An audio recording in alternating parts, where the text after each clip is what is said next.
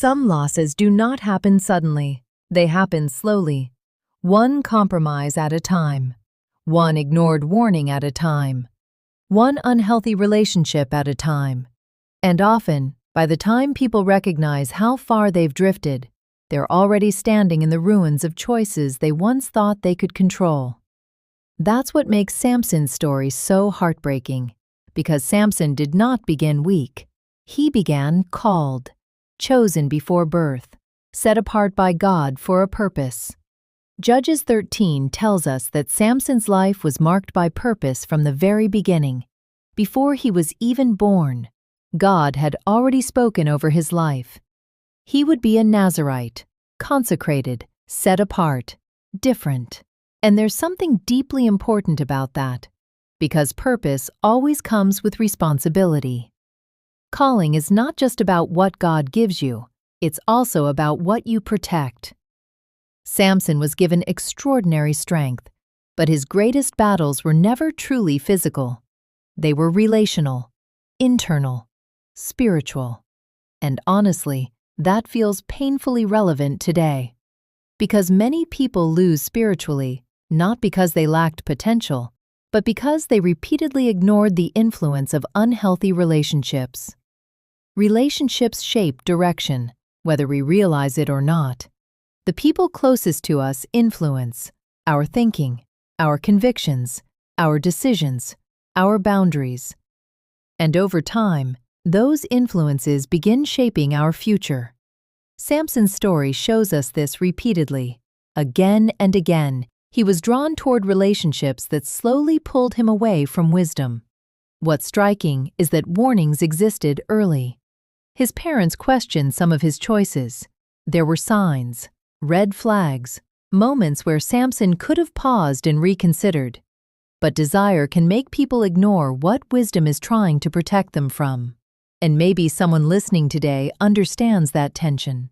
Because sometimes we know a relationship is unhealthy, yet we continue moving toward it anyway. Sometimes loneliness becomes louder than discernment. Sometimes attraction becomes stronger than wisdom. Sometimes the desire to feel loved causes people to overlook what is slowly destroying them. And the dangerous thing about unhealthy relationships is that they rarely appear destructive immediately. At first, they may feel exciting, comforting, validating. But not every relationship that feels good is good for your purpose. That's a difficult truth, because people often ask, "Does this relationship make me happy?" before asking, "Does this relationship pull me closer to God or further away from Him?" Samson repeatedly ignored that question, and slowly, his spiritual sensitivity weakened. That's one of the saddest parts of the story. Not just that Samson fell, but that compromise became normal to him. And compromise always starts small, rarely dramatic, rarely obvious. 1. Ignored conviction. 1 boundary crossed. 1 excuse repeated enough times that it starts sounding reasonable. Until eventually, what once troubled your spirit no longer feels serious anymore. That's why Scripture warns us so strongly about influence. 1 Corinthians chapter 15 verse 33 says, "Do not be misled. Bad company corrupts good character." Notice something important there. It does not say bad company instantly destroys character. It says corrupts. Slowly, gradually, over time. And that's often how spiritual drift happens too. Not through one massive decision, but through repeated small compromises. Samson eventually enters the relationship most people remember, Delilah. And this relationship reveals something painful. Because Samson kept playing with the very thing that was weakening him. There's a pattern throughout this part of the story. Delilah keeps pressuring Samson to reveal the source of his strength, again and again.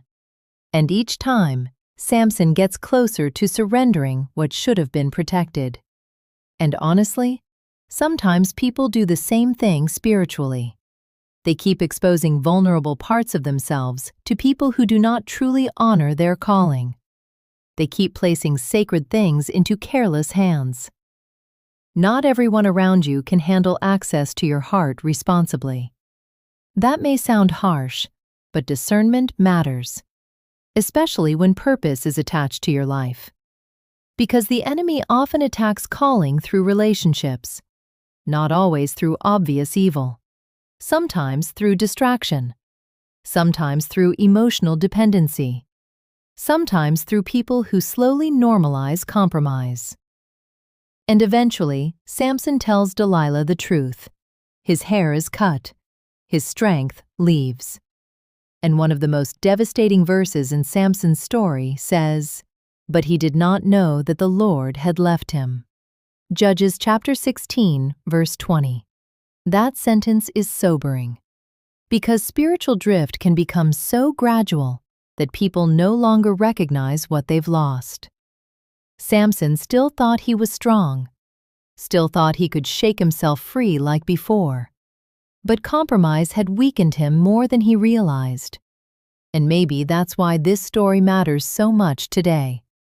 Because modern culture often treats compromise casually, but Scripture reminds us, what you repeatedly tolerate eventually shapes you. Yet even in Samson's failure, God's mercy appears.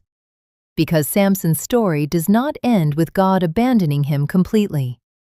In prison, broken, humbled, Samson begins turning back toward God. And sometimes brokenness becomes the place where clarity finally returns. Not because pain itself is good, but because pain can expose what pride tried to ignore. Samson's strength had always been connected to God, not merely his appearance, not merely his ability. And finally, in weakness, he recognizes his dependence again.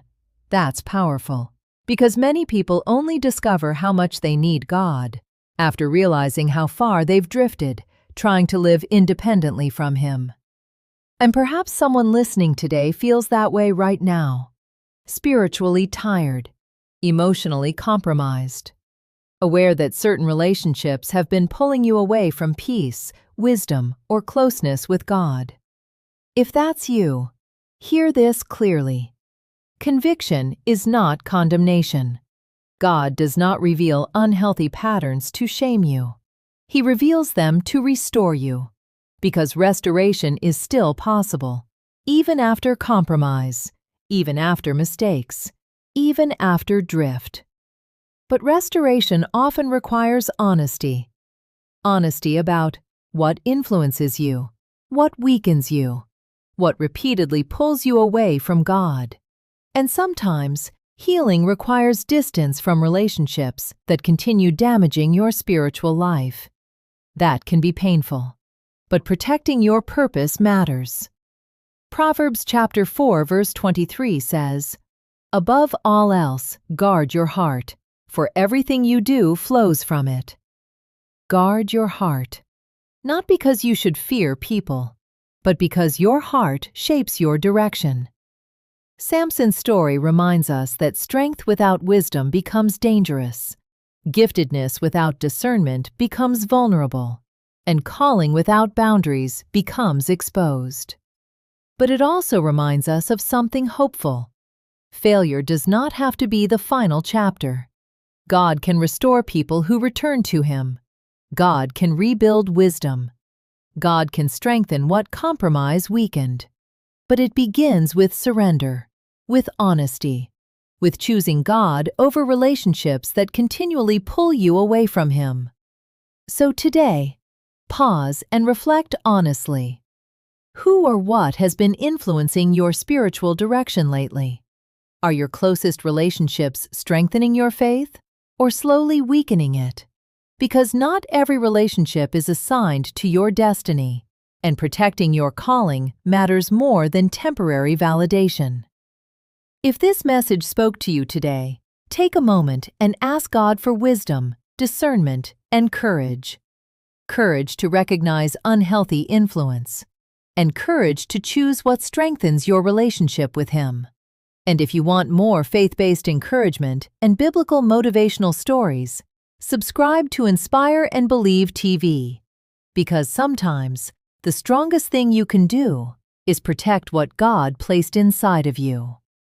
And remember, Samson did not lose his strength all at once. He lost it one compromise at a time.